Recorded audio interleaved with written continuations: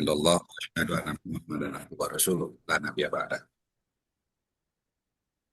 Hadirin jamaah pengajian keluarga besar pelajar Islam Indonesia rahimakumullah. Marilah kita panjatkan puji syukur kehadirat Allah Subhanahu wa taala. Salawat dan salam semoga tercurah kepada junjungan kita Habibana wa Nabiyana Muhammad sallallahu alaihi wasallam, kepada keluarganya, sahabatnya, juga pada kita kaum mukminin mukminat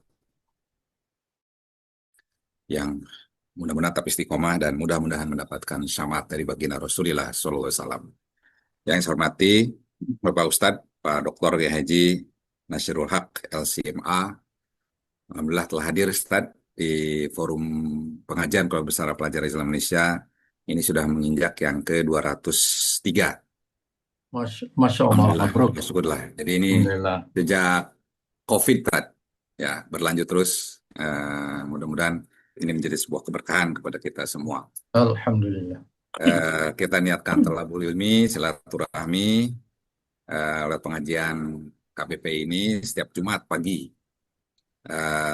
di mana pada tema pengajian kali ini Ustadz Dr. Kiai Haji Nasirul Haq mengusung tema melahirkan generasi berkualitas menyongsong Indonesia Emas 2045.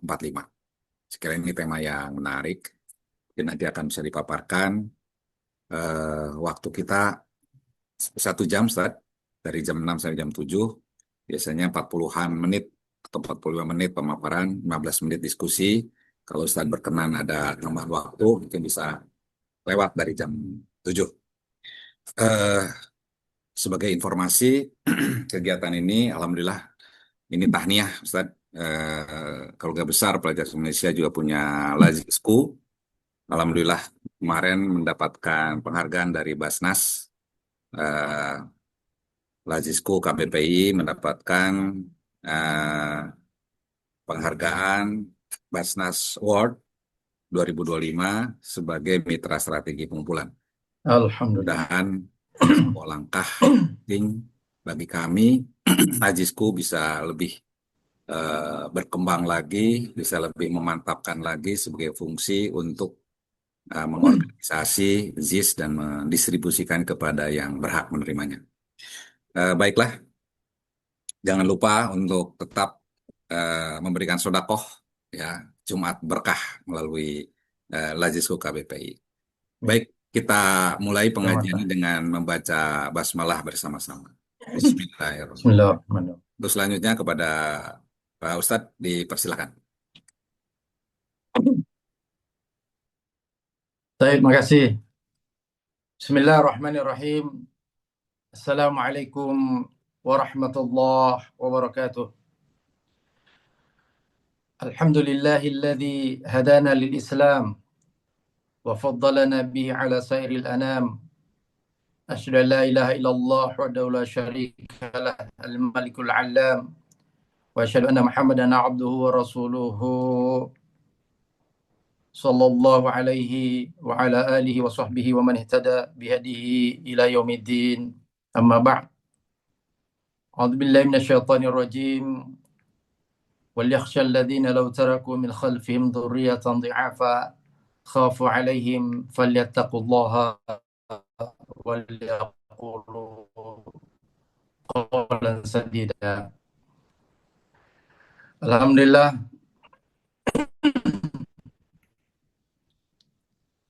yang saya hormati para senior keluarga besar PI.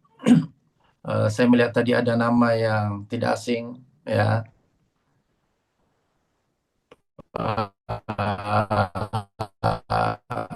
Kiai, alhamdulillah sudah lama jumpa beliau, lama jeda. Juga ada Pak Ahmadi. Kalau boleh ini sering jumpa ini senior PI saat ini, ya. Dan Bapak senior yang lain, Pak Asep dan seluruh peserta yang saya muliakan. Pertama-tama tentu kita bersyukur pada Allah Subhanahu wa taala atas segala nikmat dan karunia-Nya pada pagi hari ini, kesempatan yang sangat berharga dan sebuah kebahagiaan bagi kami bisa bermuajahah dengan keluarga besar PII. Ya, saya juga tadinya tidak menduga kalau pesertanya para senior. Saya kira kaum milenial, ya PI junior. Ternyata yang dimasukkan ini keluarga besarnya. Masya Allah. Ya karena Pak Ahmad, Pak apa namanya, Pak Ahmad Damanik menyampaikannya secara global saja.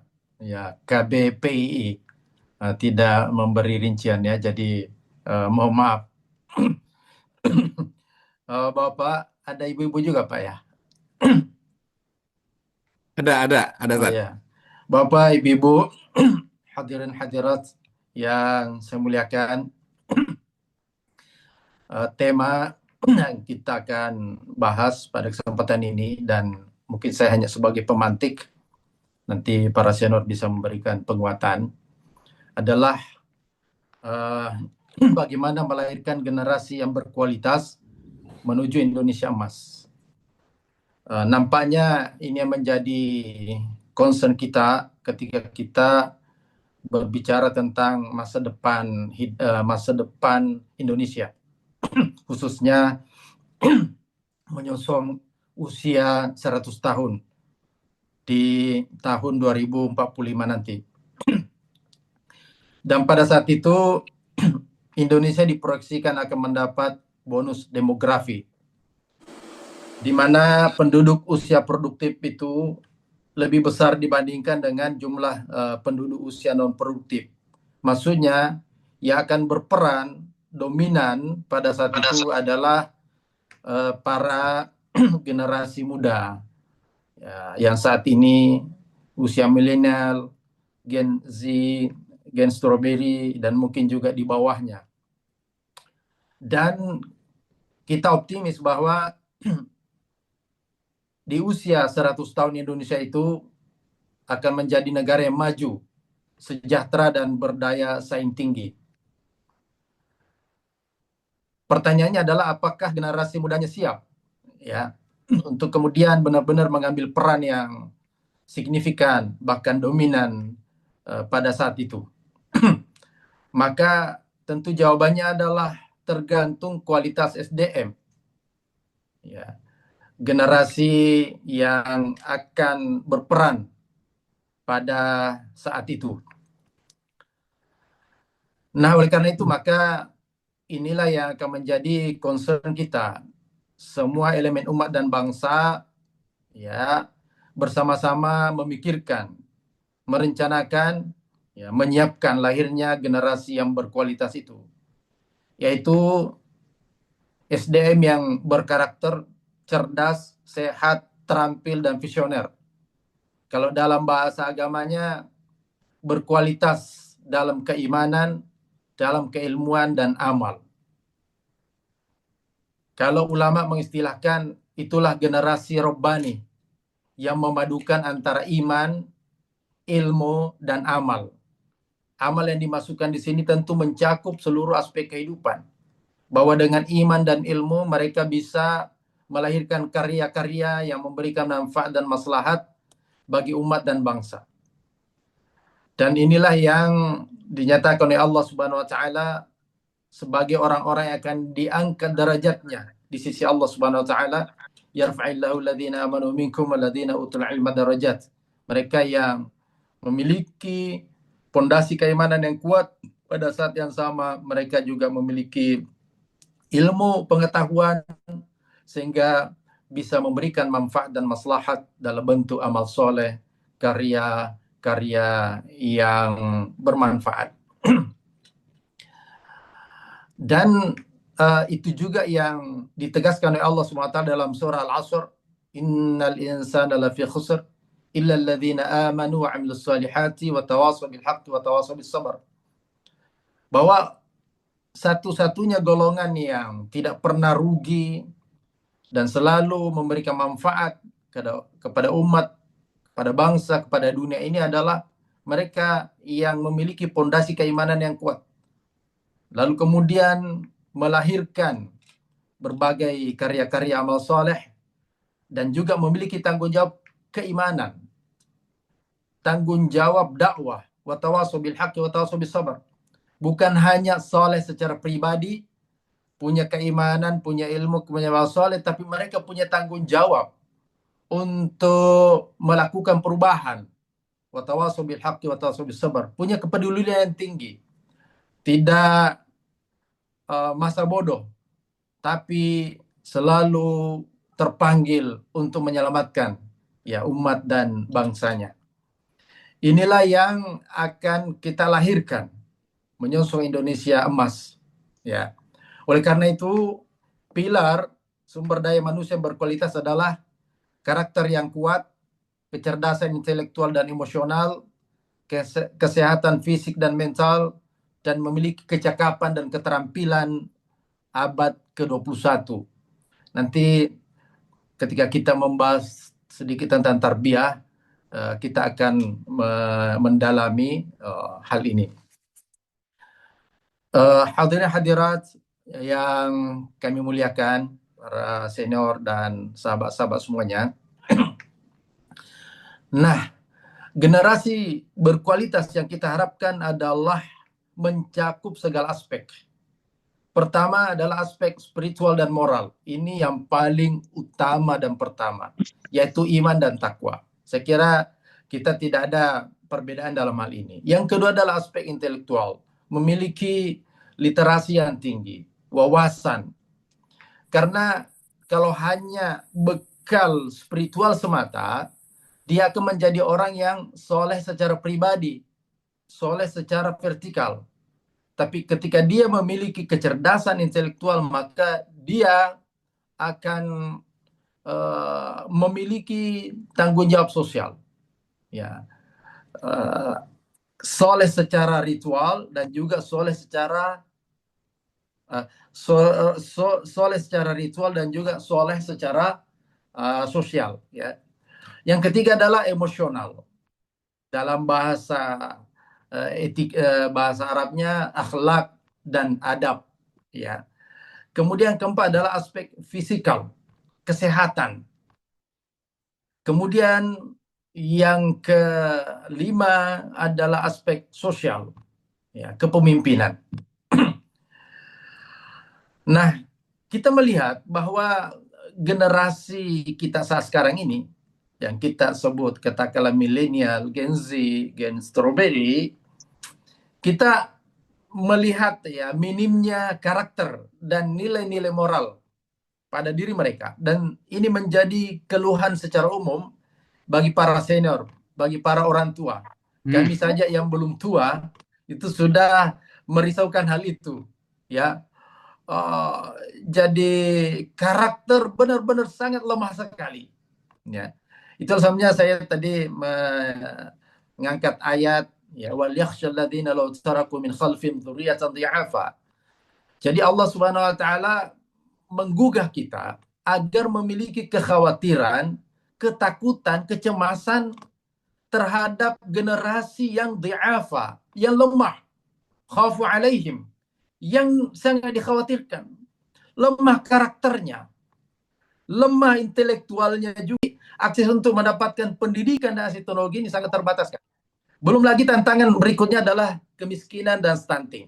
Ya, sekarang ini Pak Prabowo menggagas satu program itu sekolah apa namanya Ya, sekolah rakyat ini. ya.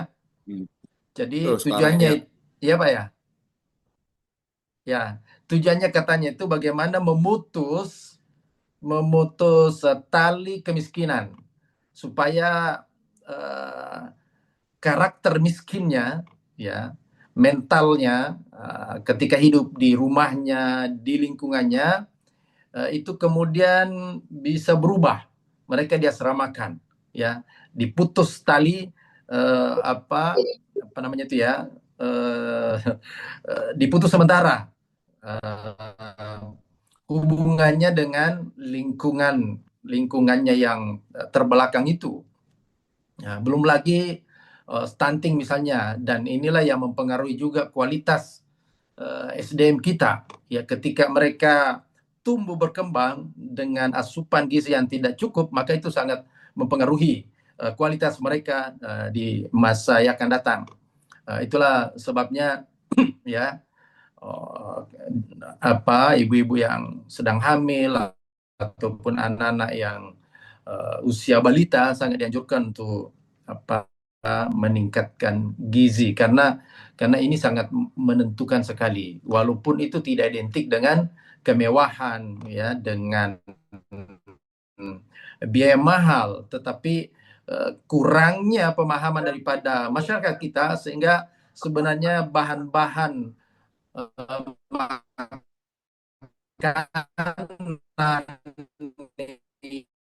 yang kualitas itu ada di kalangan remaja-remaja kita sekarang ini sudah malas untuk berinteraksi secara sosial. Mereka lebih nyaman mengurung diri 24 jam di dalam menjelajah dunia ya. Dan interaksi dengan orang tua pun itu semakin minim juga ya.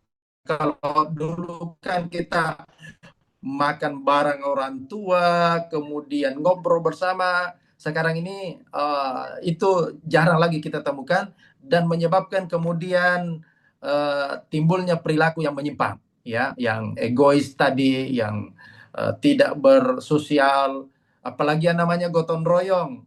Itu sudah tidak ada silaturahim, itu secara offline. Ini perilaku yang menyimpang. Belum lagi penyakit yang kalau dalam bahasa Arab itu tulul amal ya, panjang angan-angan, tetapi tidak mau kerja keras. Ya, kenapa? Karena terpaksa para apa artis ya, selebriti yang membagikan kekayaannya ya dari hasil YouTube dan sejenisnya, mempengaruhi pikiran generasi kita sehingga mereka juga selalu berangan-angan yang panjang tetapi tidak ingin kerja keras. Ingin cepat kaya raya itu ya. Dan tentu ya juga kecanduan digital dan hoax ini yang juga semakin parah. Nah, oleh karena itu maka disinilah perlunya strategi untuk melahirkan generasi berkualitas, melahirkan generasi baru. Ya, dulu kami waktu kecil juga selalu ditakut-takuti dengan sebuah era yang disebut dengan globalisasi. Ya, nah sekarang ini era digital, era disupri, sebetulnya mirip sama ya, walaupun kita rasakan tantangannya lebih berat ya. Artinya bahwa setiap zaman itu punya solusi sendiri. Kalau di masa para senior kita, tentu juga pada saat itu menghadapi satu tantangan yang berat. Begitu juga generasi kami yang disebut dengan globalisasi sekarang ini. Tetapi Islam selalu hadir memberikan solusi untuk setiap zaman. Jadi tentu kita tidak bisa langsung pasrah bahwa ya memang sudah seperti ini kondisinya, tidak. Karena Islam itu selalu relevan ya hingga akhir zaman untuk setiap generasi dan setiap tempat. Maka disinilah peran strategis keluarga untuk melahirkan generasi yang berkarakter sejak dini. Ya, golden age. Kekeliruan kita memang selama ini Bapak dan Ibu sekalian adalah ketika kita mengabaikan golden age ya, pendidikan usia dini ini. Kita anggap itu sesuatu yang sesuatu yang tidak penting, dan kita lebih concern ketika mereka menginjak usia kuliah. Ya, yang kita pikirkan adalah mereka nanti kuliah di mana. Padahal sebetulnya pembentukan karakter itu ada di usia dini. Ya, oleh karena itu orang tua, ayah dan ibu itu adalah al-madrasah al-ula, ya, yang sangat menentukan.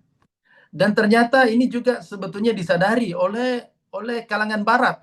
Saya pernah mengunjungi primary school di Massachusetts. Jadi saya melihat guru-gurunya itu senior-senior. ya tua-tua, bahkan ada di antara mereka yang profesor. Saya bilang kenapa umur SD ya bahkan playgroup harus melibatkan senior? Dia bilang justru disitulah pembentukan yang paling prinsip ya. Kalau sudah usia kuliah itu kan sudah mandiri, bukan lagi pembentukan, tinggal bagaimana mengembangkan skill mereka. Tapi kalau karakter itu ada di usia dini. Nah, bos sekalian, ya tempo hari kita sering mendengar statement ya, diantaranya Pak Anies Baswedan, kalau ada orang yang korupsi jangan ditanya siapa dosennya, tapi tanya siapa guru TK-nya, siapa orang tuanya, karena disitulah sebetulnya ini yang menjadi apa namanya, menjadi PR kita, bagaimana melibatkan ya orang-orang yang memang ahli di bidang pendidikan di usia ini, di PAUD, bukan orang-orang yang tidak punya kerjaan, ini ada peluang untuk jadi guru PAUD, jadi guru TK, jadi guru SD gitu ya, sehingga itu. Nah, bos sekalian, coba kita lihat bagaimana Imam Syafi'i dan para imam-imam yang lain di kalangan para ulama itu lahir sebagai sosok yang sangat hebat. Dalam usia belasan tahun, Imam Syafi'i itu sudah bisa berfatwa. Ya, kenapa? Karena di usia uh, ke kecilnya, ya, sehingga di usia 16 tahun itu sudah jadi mufti. Kalau kita ini ya usia 60 tahun ya baru dipersiapkan untuk jadi mufti, ya kan? Kenapa? Ya karena proses pendidikan kita memang tidak seperti itu. Nah, ini pendidikan keluarga, lingkungan keluarga yang positif dan suportif, mendukung, ya memang sangat menentukan sekali. Peran sekolah. Nah, sekolah harus kurikulum berbasis tauhid, akhlak dan kompetensi. Ya, berbasis tauhid, tidak bisa. Bukankah semua ayat-ayat yang disampaikan oleh Allah Subhanahu wa taala berorientasi bahwa ilmu itu adalah mengantar kepada Allah Subhanahu wa taala. Misalnya innama yakhsyallaha min ibadil ulama. Jadi dengan ilmu itu meningkat keimanannya, ketakwaannya. Iqra bismi rabbikal ladzi khalaq, khalaqal insana min 'alaq, juga seperti itu. Kurikulum kita itu masih dominan orientasi yang sifatnya akademik, kognitif, ya, tidak karakter. Padahal kalau kita melihat ulama-ulama kita dahulu, misalnya Ibnu Mubarak mengatakan, kami belajar ilmu itu 20 tahun, belajar adab, karakter itu 30 tahun. Ya, keikhlasannya, ketawaduannya, ketulusan hatinya semua dibentuk sehingga ilmunya itu tidak akan mengalami penyimpangan, ya. Semuanya mengarah kepada kebaikan. Nah, lalu kemudian kompetensi. Kemudian ya tentu setelah karakter yang tadi adab, ya penguatan literasi, numerasi. Kalau literasi ini kan ya identik dengan ilmu pengetahuan dan wawasan, tapi numerasi ini juga penting. Ya, kemampuan untuk menghitung, ya, logika kuantitatif ini juga sangat penting sekali. Itu sebabnya para ulama-ulama kita dulu itu juga memberikan perhatian kepada numerasi ini. Kenapa? Untuk melahirkan karya-karya di bidang sains dan teknologi. Kalau hanya literasi saja, ya mungkin itu hanya aspek sosial, politik, ya dan seterusnya. Nah, buat sekalian, dan ya kalau tadi pertama peran keluarga, peran sekolah, nah peran pemerintah dan masyarakat ini sangat menentukan juga, ya bagaimana tadi pendidikan yang merata, tidak ada tidak ada perbedaan ya antara sekolah swasta dengan sekolah negeri, sekolah agama dengan sekolah umum. Dan tentu yang lebih penting adalah kolaborasi lintas sektor. Tidak bisa kalau sekolah dibiarkan jalan sendiri, itu harus ada policy, ada kebijakan dari pemerintah. Ya, kita melihat Kementerian Pendidikan masa lalu itu penekanannya itu pada bagaimana melahirkan tenaga-tenaga kerja gitu ya, sehingga aspek agama nampak kurang diberi perhatian. Sekarang ini sudah mulai dikuatkan kembali. Kita melihat bagaimana Undang-Undang Pendidikan nomor 20 tahun 2003 menegaskan di situ bahwa tujuan pendidikan nasional adalah melahirkan peserta didik. Nah, Bapak bisa cek ya, ada 10 di situ. Pertama itu beriman, ya. Kedua bertakwa kepada Tuhan Yang Maha Esa. Yang ketiga berakhlak mulia. Yang keempat itu adalah sehat. Kemudian yang kelima cerdas. Kemudian cakap, kreatif, bertanggung jawab, demokratis itu. Ada 10. Jadi luar biasa sebetulnya founding fathers kita ya, di Indonesia Raya kita melantungkan bangunlah jiwanya, bangunlah badannya. Jadi yang pertama itu adalah jiwanya. Itulah yang tadi disebutkan dalam Undang-Undang 20 tahun 2003 adalah iman, takwa, dan akhlak mulia. Yang ketiga, yang keempat itu adalah sehat.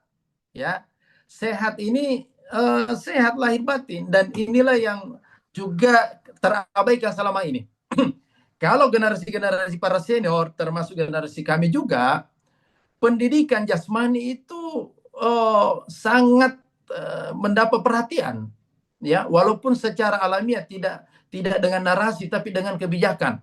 Bagaimana dulu ada namanya senam kesegaran jasmani, ya, penjaskes, setiap pagi begitu kita jalan kaki ke sekolah, PP sekian kilo, main bola lagi, kemudian yang orang tuanya berkebun, bertani, sehingga memang sehat secara fisik. Maka generasi-generasi dulu tidak ada istilah bahwa diabetes, kolesterol, macam-macam, jantungan. Sekarang ini anak-anak kecil usia belasan tahun itu sudah pakai insulin, sudah gagal ginjal, ya, sudah kena penyakit kronis, ya. Itu kenapa? Karena aspek jismia, aspek jasadia ini terabaikan. Padahal di tujuan pendidikan nasional itu mendapatkan perhatian yang pertama sebelum ilmu. Jadi sehat baru berilmu. Ya, saya sering mengatakan bahwa Nabi dan para sahabat itu tidak ada yang meninggal itu karena penyakit yang kronis. Kalau tidak syahid di medan perang, mereka memang wafat karena usia, dan biasanya hanya didahului dengan penyakit demam, ya, 2-3 hari. Tidak ada macam-macam penyakit. Kenapa? Karena pendidikan jasmani atau tarbiyah jasadiyah. Nah, itulah sebabnya Bapak sekalian, Hidayatullah memberi perhatian, ya, terkait dengan tarbiyah ini.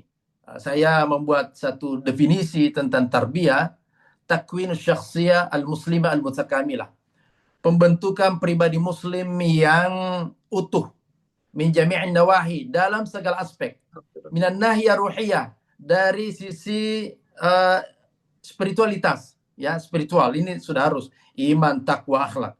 Yang kedua adalah nahiyah al-aqliyah, intelektualitas, ya. Kemudian yang ketiga adalah al-jismiyah atau jasadiah. Ini harus sehat dan kuat, ya. Yang keempat adalah al-ijtimaiyah, secara sosial. Anak-anak kita, generasi kita harus dilatih untuk berinteraksi dengan masyarakat sehingga mereka punya rasa tanggung jawab. Mereka tidak egois, mereka tidak mengurung diri. Jadi memang mau berinteraksi. Ini harus dilahirkan istimaiyah. Bagaimana mereka didorong untuk terjun ke masyarakat sejak kecil. Kemudian al-idariyah, kemampuan untuk memimpin, ya, memimpin. Karena sekalian, kesolehan itu baru ada manfaatnya untuk orang lain ketika kita punya kemampuan leadership yang baik. Maka dalam sistem tarbiyah kita, pendidikan kita, aspek idaria ini juga penting untuk dimasukkan. Bukankah Nabi SAW diproses oleh Allah supaya dia memiliki ketangguhan, kemudian berdagang ini untuk bagaimana cara berkomunikasi, kemudian tidak punya semangat, tidak punya kedisiplinan, ya, tidak punya etos kerja. Nah, ini jadi ini masuk di sini. Nah, membangun profesionalitas, karena itu karakter ini harus menjadi nanti Bapak senior ya bisa menguatkan ini, upaya-upaya apa yang kita lakukan ya dalam menguatkan karakter generasi kita. Karena kalau profesionalitas itu bisa dilatih ya dalam waktu yang relatif singkat. Yang penting dia punya potensi, maka insya Allah. Tapi yang namanya kejujuran, kalau sejak kecil anak-anak itu tidak jujur, maka ini Bapak sekalian, anak saya ya yang sekarang ini sudah berkeluarga juga ya. Jadi saya ini Pak Kiai Abdul Wahid sudah punya cucu 3, menjelang 4 dan menyusul 5 lagi ya. Jadi kakek muda ini Pak. Jadi waktu anak saya itu masih usia SD, dia sempat beli permen. Terus istri saya tanya, ini kamu? Terus dia mengaku bahwa di rumah itu ada recehan-recehan 100 rupiah, 200 rupiah itu yang berhamburan. Diambillah 200 atau 500 rupiah, dia belikan permen. Nah, karena dia ambil tanpa izin, maka istri saya ngambil pulpen lalu kemudian dimasukkan di salah-salah jarinya, itu baru ditekan itu sampai dia nangis itu ya. Sebagai bentuk hukuman bahwa dia telah melakukan sesuatu yang salah. Alhamdulillah Bapak sekalian, setelah itu dia tidak berani lagi 100 perak, 200 perak, tidak berani diambil. Adik-adiknya pun juga sudah tidak ada berani.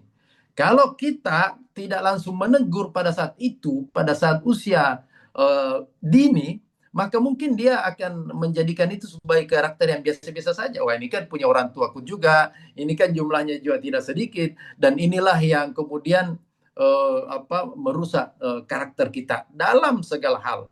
Kebersihan, kedisiplinan ya, kita masih sangat lemah ya Bapak sekalian. Ya, ini karakter yang seperti itu. Jadi integritas, kapabilitas, punya narasi, visi misi, kompetensi dan profesionalitas ya.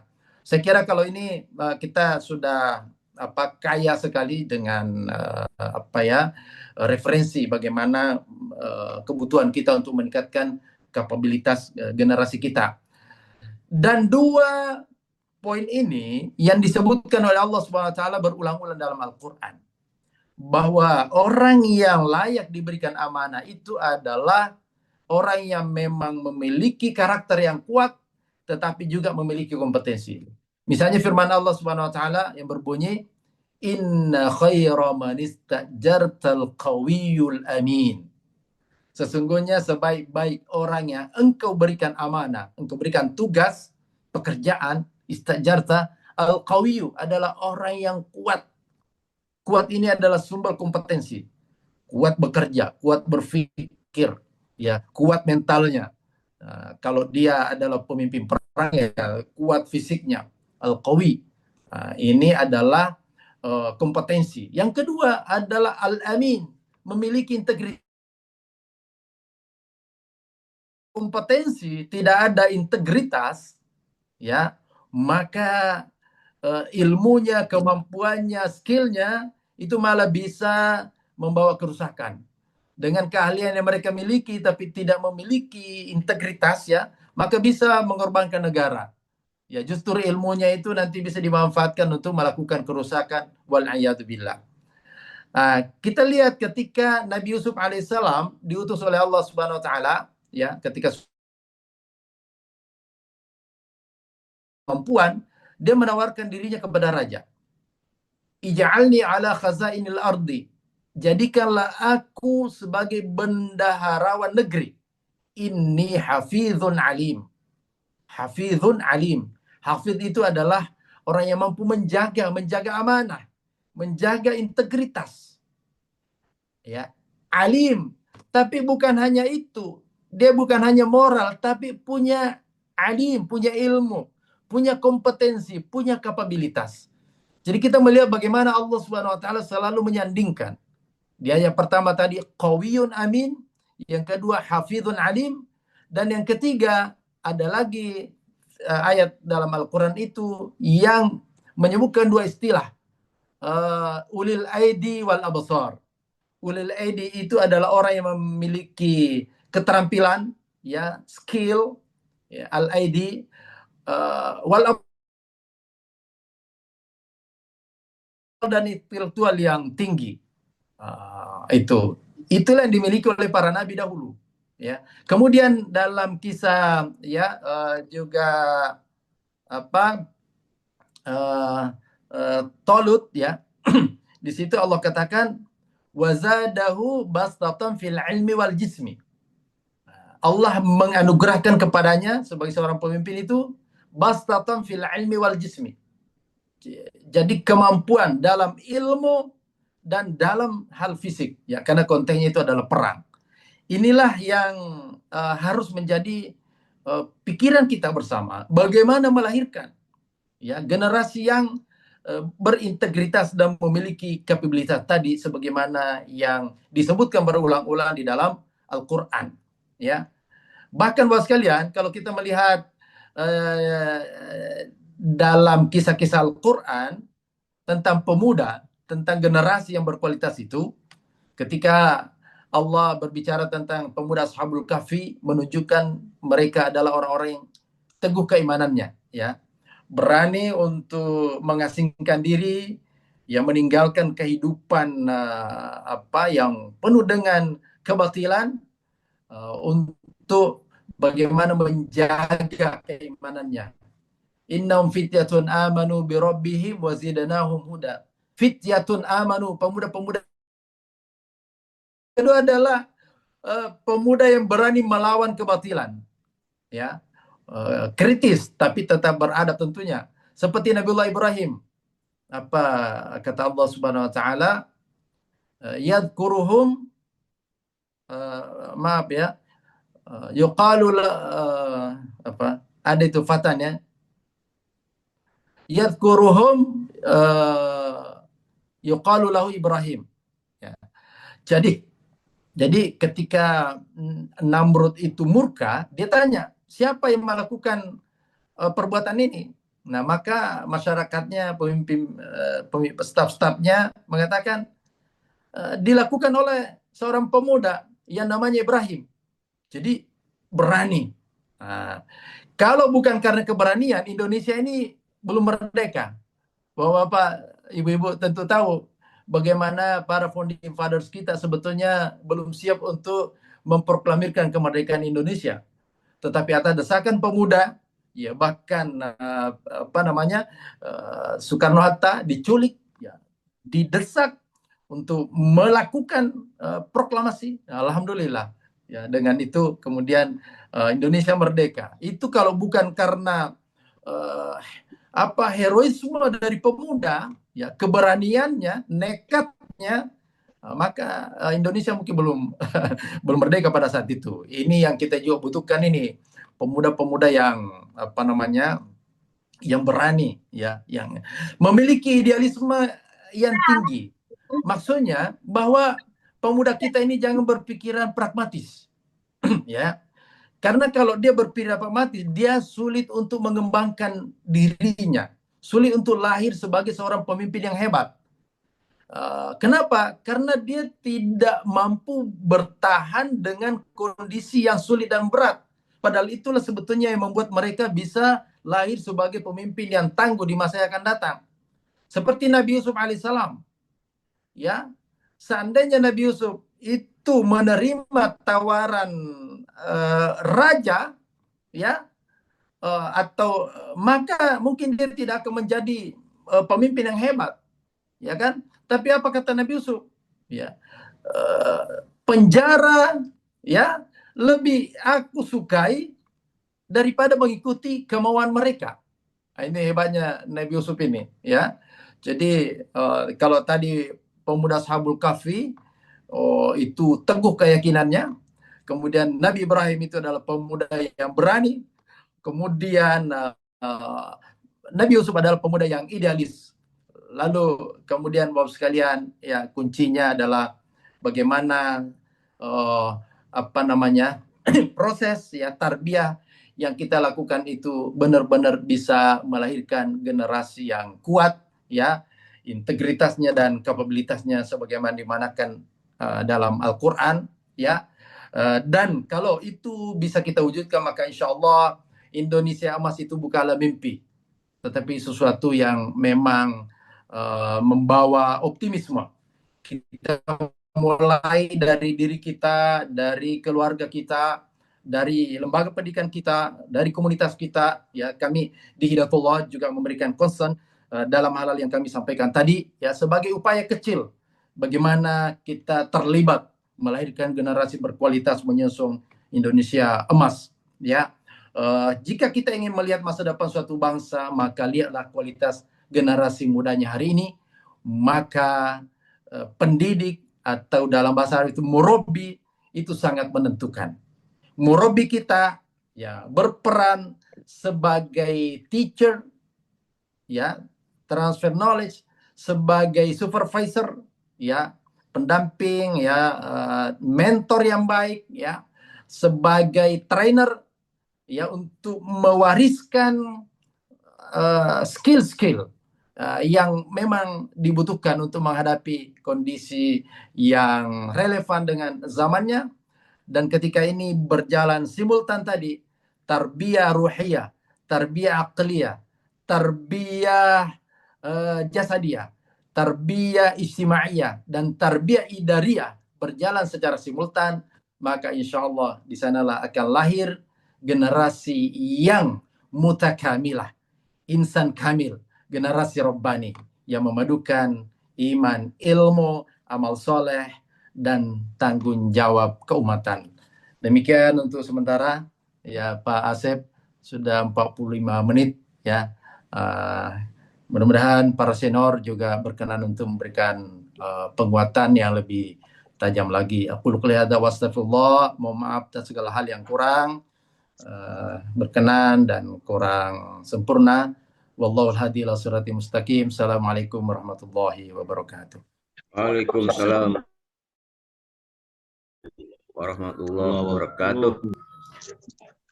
Alhamdulillah, ini Pak Asep tadi sedang ada keperluan sebentar. Ya, ini mohon izin Ustaz sementara untuk menggantikan posisi Pak Asep.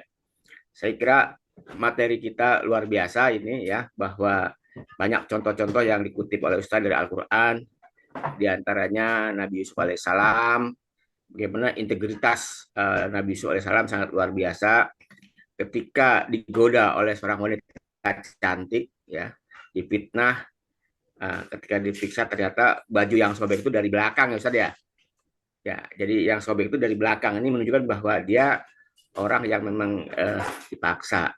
Mungkin kalau kita Pak Amir ini kira-kira yang sobek yang depan apa yang belakang, Pak Amir? Ya, saya kira kalau Pak Amir mungkin nggak ada yang sobek karena buka sendiri. Baik, Bapak Ibu sekalian, alhamdulillah ini sudah ada 2 yang raise hand. Bagi Bapak Ibu ada para senior yang akan menyampaikan minatnya untuk raise hand. Yang pertama ini Kus Hadi Jasa, nanti Pak Abdul Wahid, Pak Dubes, dan Pak Agus Salim. Silakan Kus Hadi Jasa, silakan, mohon singkat, padat, dan berisi padat, ya. Silakan Pak. Ya, alhamdulillah, masya Allah, hari ini luar biasa sekali materi dari guru kita dalam pendidikan karakter. Saya hanya terprovokasi sehingga ingin raisen dengan satu saja di antara sekian yang luar biasa adalah pada bagian menjepitkan pulpen di jari. Saya pikir dalam proses kita brainstorming atau membuat sebuah hal ini tetap mungkin pada generasi hari ini, generasi kita, generasi yang kehilangan kekuatan karakter sejak 98 itu agak sulit untuk masuk, Kiai. Jadi menurut saya pada bagian itu ada timbul pertanyaan, ia jerah apa karena hukumannya atau jerah karena memang ia merasa bersalah? Ini beda-beda tipis. Gitu. Apakah yang akan ia ingat adalah hukumannya atau memang kesalahan karena ia telah mengambil sesuatu yang bukan haknya karena tidak ada izin walaupun lain sebagainya. Nah, ini yang mungkin menurut saya ada dengan cara lain.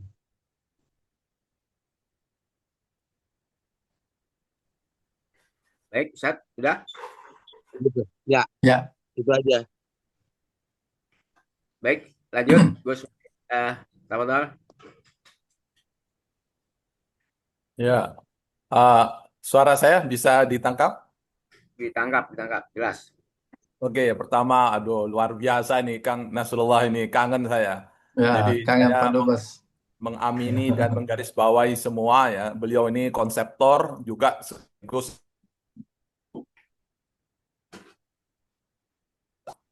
tinggal pikiran saya bagaimana pikiran-pikiran Kang Nasrullah ini betul-betul disebarluaskan begitu ya. Ada kesadaran ya, Masya Allah ini luar biasa. Dan saya dan yakin masih ada optimisme ya, ada peluang, masih ada kesempatan, masih belum terlambat ya. Prioritas Muslim akan menjadi faktor utama sebagai syurutun nahdah, yaitu syarat-syarat memenuhi syarat kebangkitan, keunggulan ya. Dan ini juga saya sangat tersentuh waktu saya di Qatar. Saya bertemu dengan seorang ulama besar yang 2 tahun yang lalu meninggal, yaitu Syekh Yusuf Qaradawi. Dia mengatakan bahwa dia optimis dan yakin betul bahwa kebangkitan dunia Islam itu akan dipelopori oleh Indonesia, bukan dari negara Arab itu. Jadi dia punya keyakinan itu. Dan apa yang tadi digagas dan disampaikan oleh Kang Nasrullah ini kalau betul-betul kita amalkan, itu saya yakin sekali ya. Yakin sekali akan merubah tatanan ya. Kita dan kita akan kuat gitu loh. Tahun 45 ini ya kan, yaitu pergeseran-pergeseran ya. Dan Al-Qur'an sendiri saya akan menuntut Al-Qur'an ya, kan di Al-Qur'an itu ada semacam janji ya. Wa'adallahu alladziina amanu. Allah mengatakan antumul a'launa in kuntum mu'minin. Jadi saya punya teori dan punya keyakinan itu yang namanya imtak itu otomatis akan membangun suatu kekuatan imtak. Jadi ini adalah suatu otomatik ya, itu wattaqullah wa yu'allimukumullah. Nah, ini yang harus kita buktikan dan ini yang memang sering jadi keraguan umat Islam. Saya beberapa kali ketemu dengan Pak Habibie ya. Ya, waktu saya sering nginap di rumahnya beliau di Jerman ya, waktu di Kekenbeck ya, Hamburg maupun di Munich. Dia mengatakan begini, Mas Wahid gitu loh. Kita ini bukan tidak mampu, tapi kita ini harus ada kesadaran di antara kita bahwa kita ini sering karena mental penjajah seakan-akan kita tuh subordinate, di bawah. Padahal kita tuh akan unggul. Nah, ini yang kita harus bicarakan. Dan saya ini juga mendapatkan penyakit itu. Untung saya itu ketemu dengan Gus Dur ya. Ya, waktu saya tuh dikirim ke Kanada dan untuk berbicara di Kingston University di Ottawa waktu itu, saya tuh ragu, ragu takut itu. Tapi setelah saya berbicara di sana, kemudian mereka mengatakan, "Congratulations, Mr. Abdul Wahid, your speech is very inspiring, very excellent." Baru saya tuh sadar, wah, ternyata itu kita ini memang selama ini mentalnya itu selalu mental ragu dan mental takut. Nah, ini adalah tantangan kita semua. Bagaimana ini harus diputus. Jangan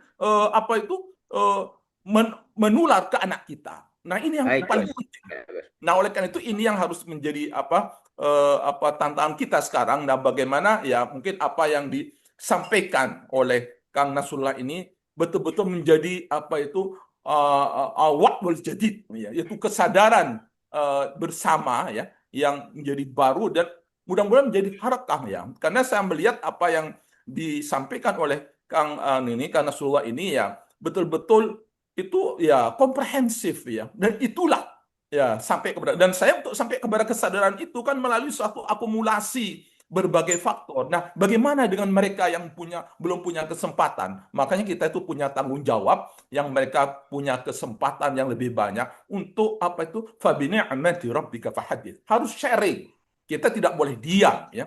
Ya, la taqfu ma laysa. Kita harus kemudian menyebarkan, dan saya berharap dari KBPEI ini itu akan menjadi satu in the front line yang terdepan untuk melakukan gerakan-gerakan, karena kalau tidak yang terjadi itu nanti kita itu tetap tidak akan terjadi perubahan. Tapi kalau kita super nekat ya, satu contoh misalnya apa yang dilakukan oleh misalnya Imam Samudra, walaupun beliau itu dalam konteks kitalan ya yang sifatnya perang destruktif. Tapi kalau kita ini islahan, apa yang dilakukan oleh Kang Nasrullah itu jihad dalam dimensi islahan, yaitu yang sifatnya konstruktif, bukan destruktif. Tapi saat-saat tertentu, tapi semangat dari Imam Samudra, saya tuh harus belajar dari Baik, beliau. Gus. Itu keberanian. Ya.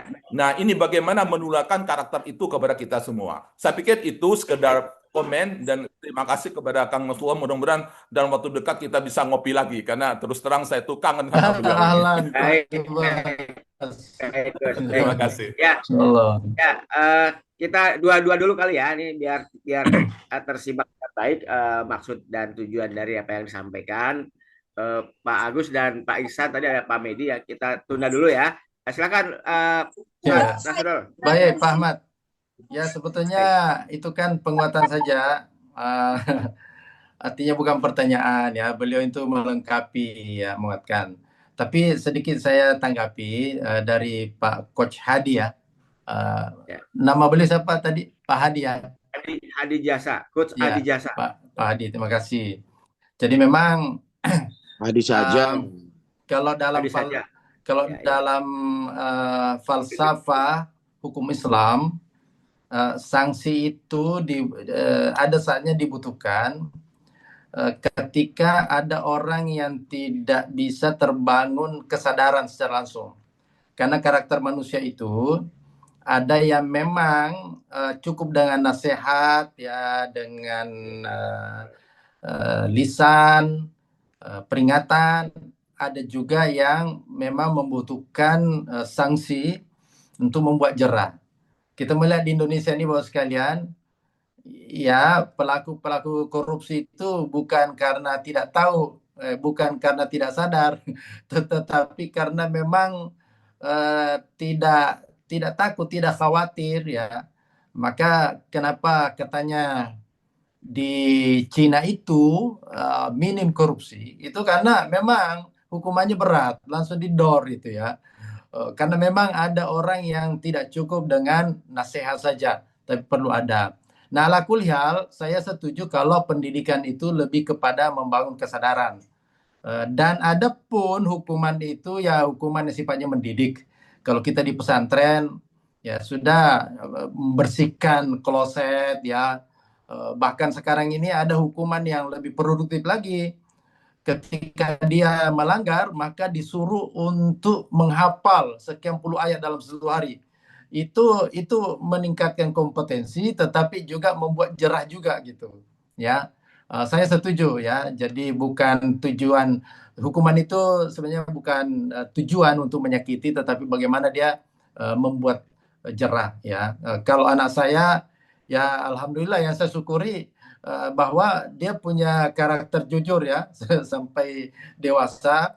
Anak adik-adiknya pun juga demikian ya. Kalau kita tidak tegur, ingatkan ya mungkin itu. Dan tentu keteladanan yang paling menentukan. Walaupun kita menghukum, menasehati, menceramahi, tapi tidak memberikan keteladanan, ya tidak ada artinya juga tentunya. Baik, terima kasih. Ya, Yang kedua, luar biasa.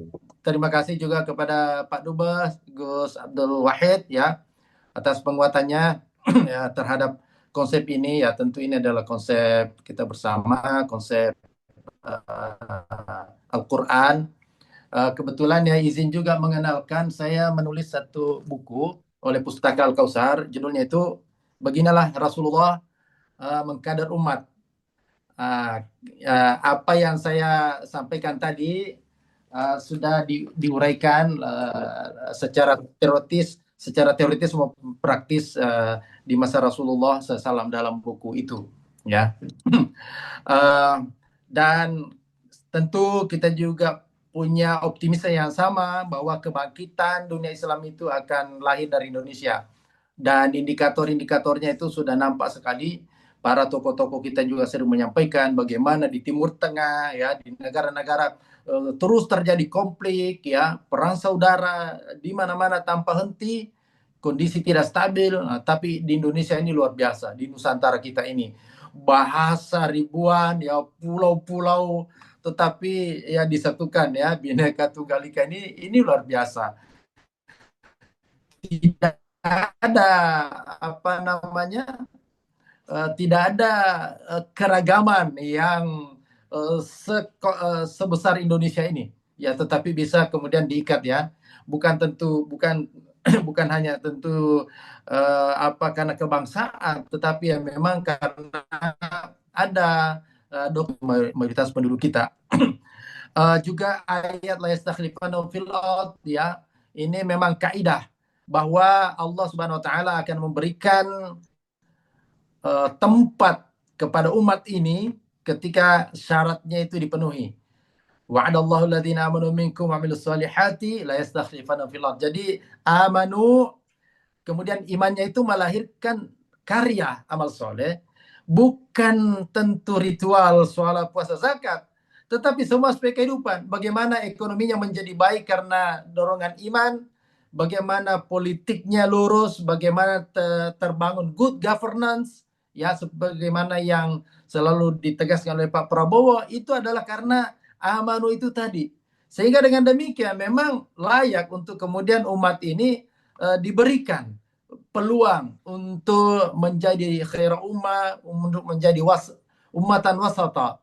Jadi umatan wasata itu umat pertengahan karena dia memang memiliki ajaran yang selalu seimbang, tidak ekstrim kanan, tidak ekstrim kiri, tapi juga memang menjadi teladan syuhada 'alan nas. Jadi kalau dalam sepak bola itu kan wasit itu berada di tengah.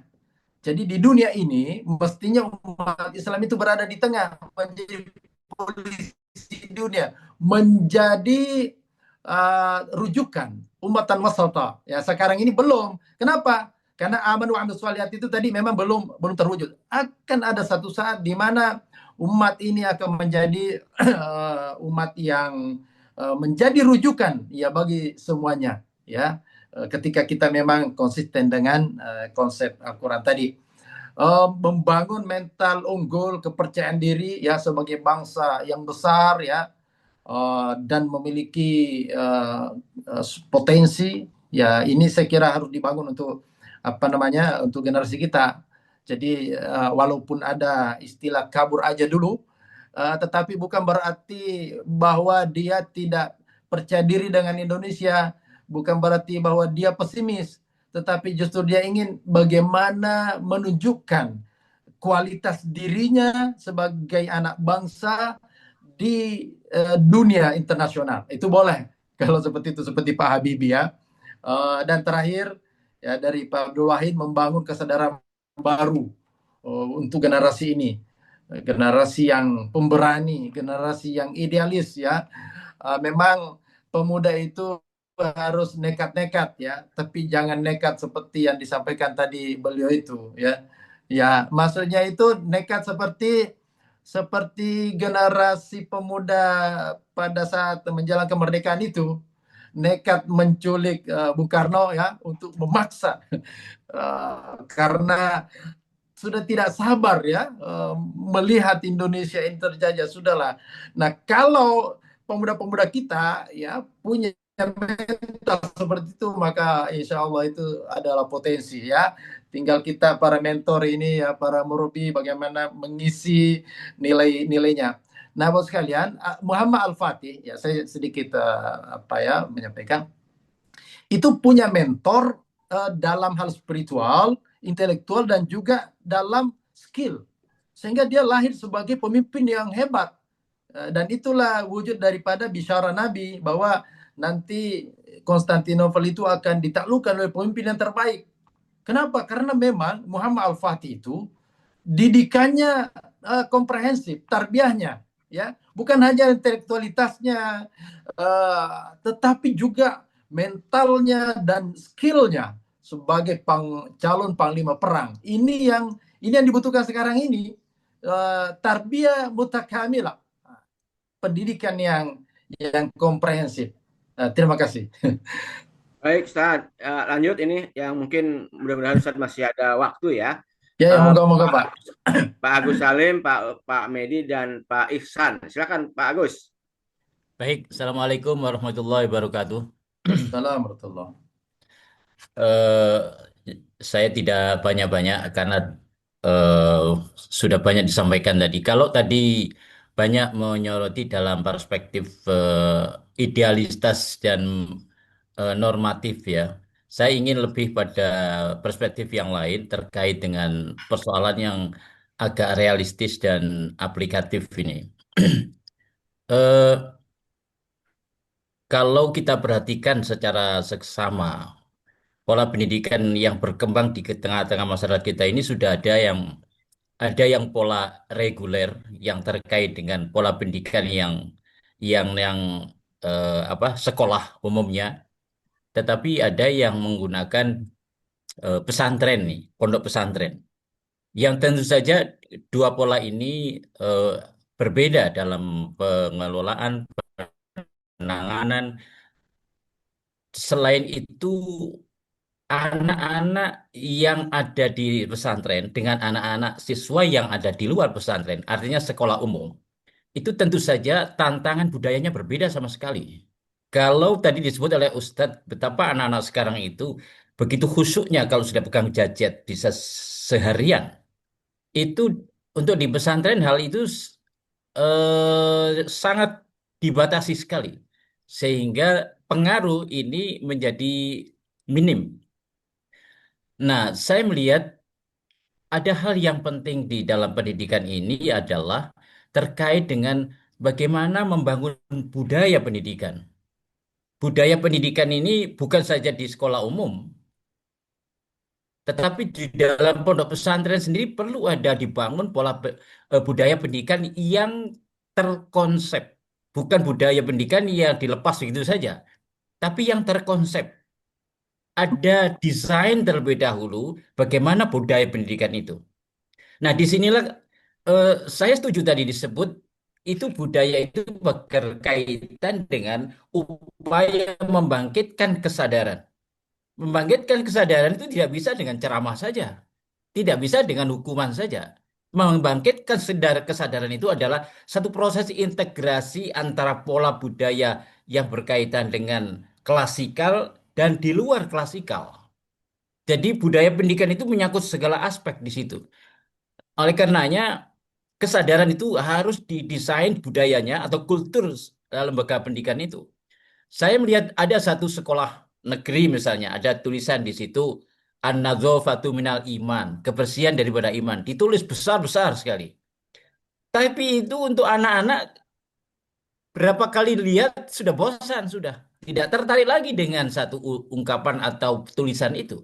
Itu hanya dilihat pada saat ia 3-4 kali, oke, menarik. dan tulisannya bagus. Tapi apakah itu kemudian kita bisa andalkan untuk membentuk kesadaran dalam rangka membentuk karakter tadi?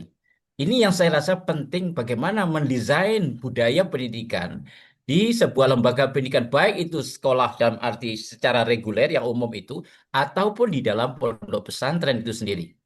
Artinya apa? Tantangan kita ini ke depan sedemikian rupa beratnya. Tadi Ustadz sudah nyampaikan banyak panjang lebar terkait dengan itu. Jadi harus ada keserasian antara tantangan di luar dengan budaya yang kita ciptakan, yang kita desain.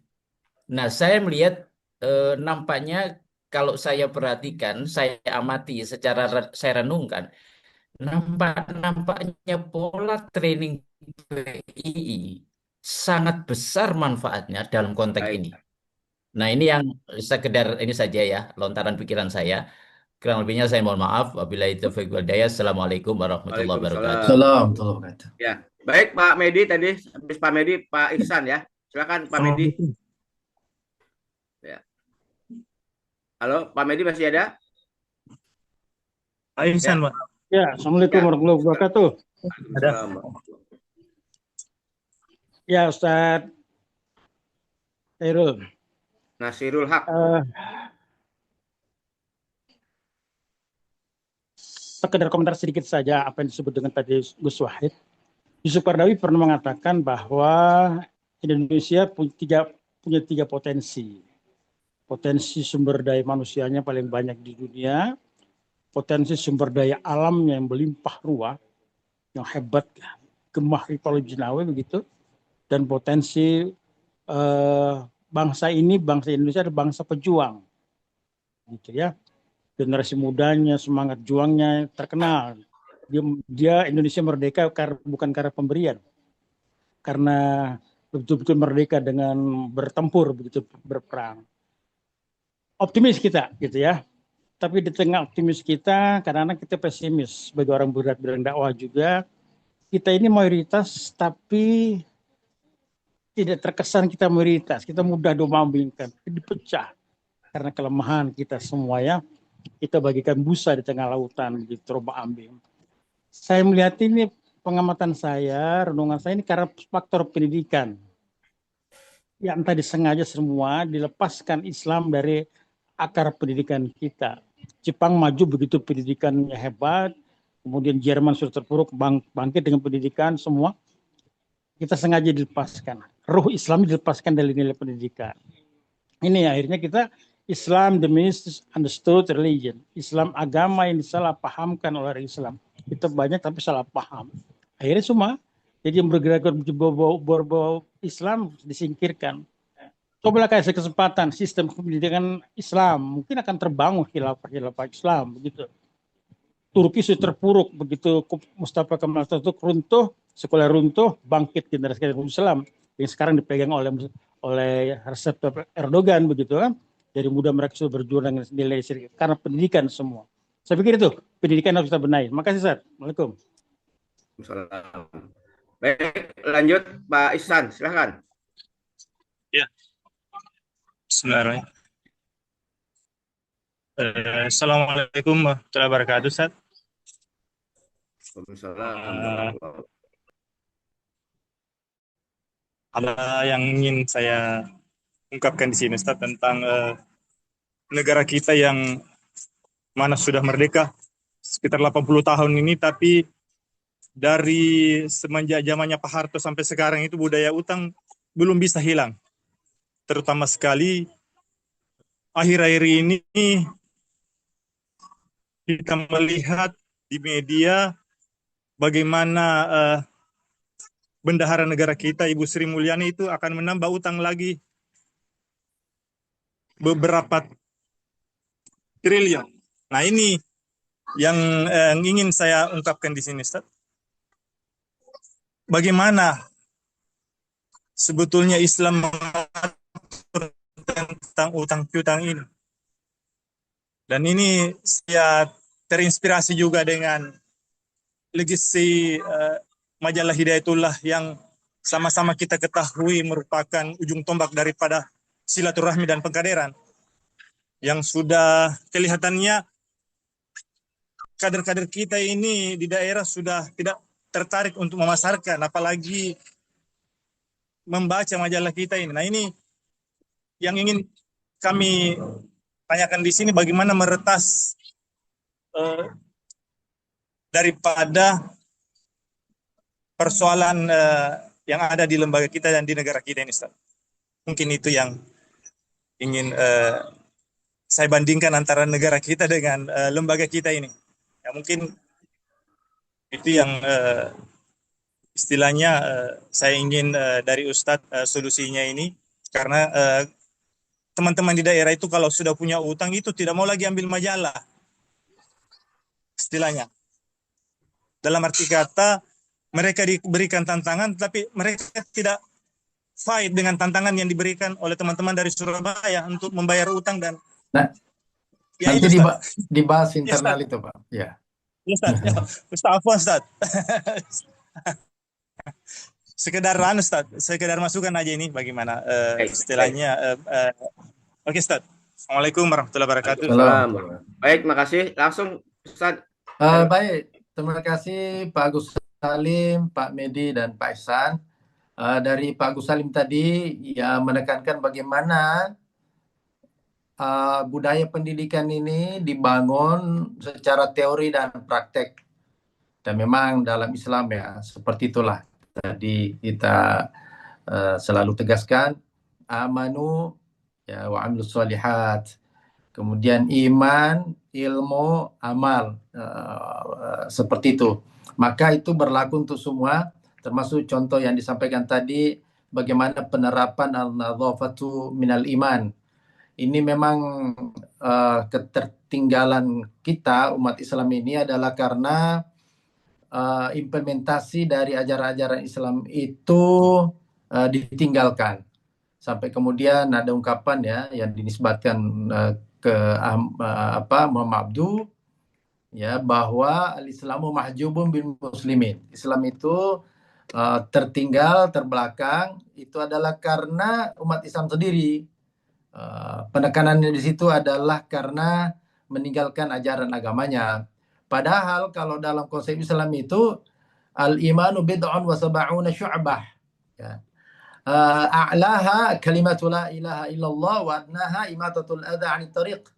Jadi iman itu mencakup seluruh aspek kehidupan sampai digambarkan itu bid'un wa sab'una syu'bah, lebih daripada 70 bagian.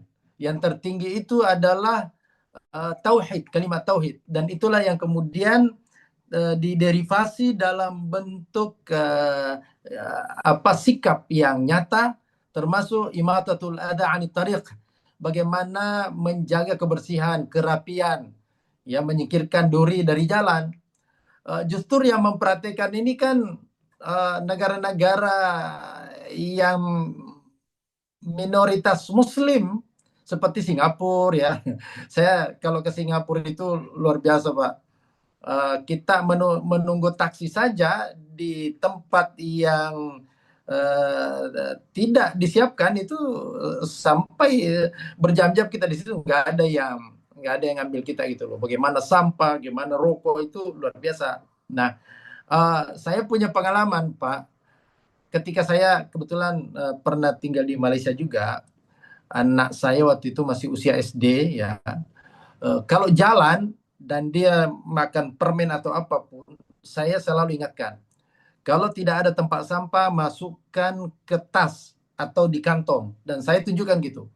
Jadi nanti kalau ada tempat sampah, baru dibuang itu sampah. Bungkus permen kah, atau botol aqua gitu. Kenapa? Karena memang terbawa dengan budaya itu. Tapi begitu sampai ke Indonesia, budaya itu tidak terbangun di masyarakat kita, bahkan di masyarakat kita, sehingga ya karakter itu hilang. Jadi memang ini tantangan kita. Kalau ayat hadis itu sudah kaya sekali, tetapi pembentukan karakter, oleh karena itu teorinya, kalau mau membentuk karakter itu pembiasaan. Biasakan, itu mau tidak mau, tanpa pemahaman pun itu akan menjadi karakter. Apalagi kalau dibangun pemahaman. Itu saya kira tantangan bagi kita semua, bagaimana pembiasaan itu ya. Di pesantren karakter yang dibangun itu lebih kepada karakter yang bersifat spiritual. Ibadah, ya, zikir, wirid itu sudah menjadi karakter terbiasa itu. Tapi karakter-karakter kedisiplinan, karakter kebersihan, kerapian, itu yang belum. Padahal itu juga bagian daripada iman. Selama ini yang dianggap iman itu adalah ibadah, gitu, ibadah ritual. Padahal iman itu meliputi semua aspek, ya. Ini saya kira tantangan. Kami juga di Pesantren Hidayatullah, Pak, menghadapi tantangan yang seperti itu, ya. Tapi ya kita terus berupaya untuk melakukan itu. Nah, ada tadi yang juga disinggung pola training PII untuk membangun idealisme keislaman. Saya angkat topi dengan PII. Salah satu idola saya di PII itu adalah Pak Z.A. Maulani. Jadi beliau ini itu adalah jenderal, kalau tidak salah sampai bintang 2, ya, Maichen. Tapi karakter dan idealisme keislamannya itu legend, ya Pak, ya. Ya, tapi sampai beliau usia sampai wafat, itu idealisme keislamannya itu sangat kuat sekali. Padahal mungkin beliau hanya mengikuti training beberapa hari gitu, ya. Tidak di pondok, tidak di madrasah. Tapi karena training, ya, PII yang memang membekas, memberi athar, membentuk fikrah, nah ini yang saya kira perlu diwariskan, ya. PII ini luar biasa, ya. Banyak tokoh-tokoh, ya. Mertua saya pendiri Hidayatullah, ya, Ustadz Abdullah Said, itu juga di usia remaja juga pernah di PII, ya. Waktu itu di masanya Pak Hussein Umar. Makanya kalau Pak Hussein Umar bersama Pak Tantri Abeng kalau Pak Abdullah Said. Ya, betul. Jadi itu luar biasa, ya. Pak. Lalu kemudian dari Pak Medi, ya, potensi Indonesia ini, potensi sumber daya manusianya yang banyak dan berkualitas, ya. Kemudian sumber daya alamnya apalagi, kemudian bangsa pejuang itu ada semua. Saya pernah hidup di Arab Saudi, ya, 5 tahun, di Malaysia juga, ya, beberapa tahun lah begitu. Ini negara yang generasi mudanya kelihatan tidak militan itu, ya, tidak struggle gitu. Tapi anak-anak Indonesia terjun bebas tanpa beasiswa, tanpa dukungan orang tua, bisa selesai sampai S3, Pak. Kata teman-teman Malaysia, anak-anak Malaysia dipaksa saja dikasih beasiswa untuk lanjut S2, S3, itu juga tidak tertarik, ya, kalau sudah kerja itu. Tapi anak Indonesia, Masya Allah, terjun bebas, Pak. Jadi ini luar biasa, ya, diakui itu. Struggle itu sumber daya Indonesia ini. Nah, hanya tadi catatan Pak Medi bahwa kita ini terpuruk karena ruh Islam lepas dari pendidikan kita. Itu saya kira betul, Pak, ya. Sekularisasi pendidikan. Dan kalau sudah terjadi sekularisasi pendidikan, maka pendidikan karakter itu akan lepas itu. Akan lepas, ya. Jadi orientasinya itu adalah pada bagaimana memenuhi kebutuhan kerja. Sementara sekarang ini untuk memenuhi kebutuhan kerja itu kan sudah digantikan oleh AI, artificial intelligence itu, ya. Jadi pendidikan kita kalau mau memacu itu saja, itu sudah ketinggalan, sudah diganti oleh robot. Sehingga sekarang ini pendidikan kita harus menitikberatkan pada karakter. Kenapa? Karena itu yang tidak bisa diambil alih oleh IT. Generasi kita tidak bisa mengakses pendidikan karakter, akhlak itu dari AI. Kalau yang lain itu sudah jago semua, mau bikin apa aja semua ada. Nah, ini saya kira benar, ya. Ketika terjadi sekularisasi pendidikan ini, pendidikan adab, akhlak, ruhiyah ini lepas dari pendidikan kita, dan yang membuat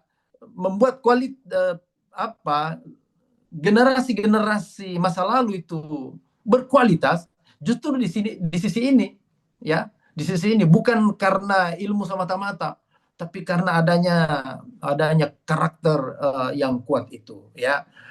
Kita optimis lah dengan konsep pendidikan Islam atau tarbiyah Islamiyah. Insya Allah optimisme itu kita bangun, kejayaan itu insya Allah kita akan raih kembali, ya. Kita yakin itu, ya. Innallaha la yughayyiru ma biqaumin hatta yughayyiru ma bi anfusihim. Perubahan itu tentu bermula dari kita, dari sikap kita. Pak Ihsan, Indonesia masih sudah merdeka 80 tahun tapi belum bebas utang. Ini kuncinya sudah sering disampaikan oleh Pak Presiden kita, itu adalah karena pengelolaan negara. Ya, good governance itu kuncinya. Saya kalau potensi tambang emas ya satu saja itu ya, misalnya tambang itu dalam waktu yang singkat, utang Indonesia ini yang 7.000 triliun itu cepat lunas itu. Ya, kalau sumber daya Indonesia ini dikelola dengan sebaik-baiknya. Nah, ya, dalam tempo yang sesingkat-singkatnya, insya Allah utang itu mudah. Tetapi kalau tidak, maka ini luar biasa. Nah, sumber daya insani, sumber daya alam kita tidak ragukan lagi. Tapi sumber daya manusia itu juga kunci. Singapura itu tidak punya sumber daya alam. Semua air minum aja dibeli dari Johor itu, ya. Mereka bisa dapat keuntungan yang lebih besar dari Indonesia hanya mengolah minyak mentah yang transit sebentar di Singapura, dari Indonesia transit di Singapura, kembalikan lagi ke Indonesia, mereka sudah untung menjadi kaya raya. Nah, kita itu karena SDM, juga karena policy, kebijakan, sehingga kekayaan ini dinikmati ya oleh mereka ya, asing ya. Jadi memang saya kira sumber daya manusia, sumber daya alam ini ya sangat menentukan sekali. Kalau ini bisa dibenahi ya oleh pemimpin-pemimpin kita, ya maka insya Allah kita ya, walaupun mungkin masih harus berutang ya, tetapi kalau komitmennya Pak Prabowo dan didukung oleh semua stakeholder bangsa ini, insya Allah ya, pelan-pelan ya, pelan-pelan. Mungkin bukan generasi kita, mungkin generasi anak kita, mungkin generasi cucu kita, ya. Tapi kalau kita konsisten, bagaimana menyiapkan lahirnya generasi yang berkualitas ini, maka insya Allah tidak terasa, Pak. 5, 10 tahun, 20 tahun yang akan datang, anak-anak yang sekarang ini masih TK, ya masih SD, 20 tahun yang akan datang, kan sudah jadi pemimpin. Nah, kalau memang kita benar-benar menyiapkan dari sekarang ini. Terima kasih ya, salam hormat untuk semua para senior. Terima kasih Pak Asep ya, dan pengurus yang telah mengundang saya untuk silaturahim. Sangat berbahagia, bersyukur bisa bermuajah dengan para senior ya, yang secara offline lama tidak ketemu, alhamdulillah bisa bertemu dalam forum yang sangat berharga ini. Apa sudah cukup Pak? Baik, Pak Ahmad? baik nanti baik karena Pak Asep sudah kembali ya, saya kembalikan dulu ke Pak Asep ya, soal pendidikan. Memang kita bertumpu banyak hari ini pada Google dan AI, tapi ada hal yang tidak bisa digantikan oleh AI dan Google, yaitu ya uswah dan qudwah. Ya, baik Pak Asep, saya kembalikan kepada Pak Asep untuk Baik, Pak terima Jarif. kasih Pak SKJ. Terima kasih Pak Ustadz, luar biasa. Kunci yang tadi disampaikan, closing statement tadi, kita sangat bersepakat bahwa mempersiapkan Indonesia Emas itu adalah kuncinya di SDM, dan SDM yang dimaksud oleh Ustadz dan juga kita bersepakat adalah bagaimana membangun karakter. Membangun karakter adalah prioritas utama bagaimana kita menyiapkan SDM untuk menyongsong Indonesia Emas 2045. Ya, masalah profesionalisme, masalah apapun itu bisa dengan sendirinya bila dilatih dengan jangka pendek, ya, itu akan tercipta. Yang penting adalah KBPI juga para pihak termasuk Pesantren Hidayatullah tadi sudah menyampaikan, kita ada jejak-jejak legacy dalam membentuk karakter pemimpinan keislaman. Perlu dilanjut dan perlu dikembangkan, perlu dimodifikasi sesuai dengan zaman kekinian.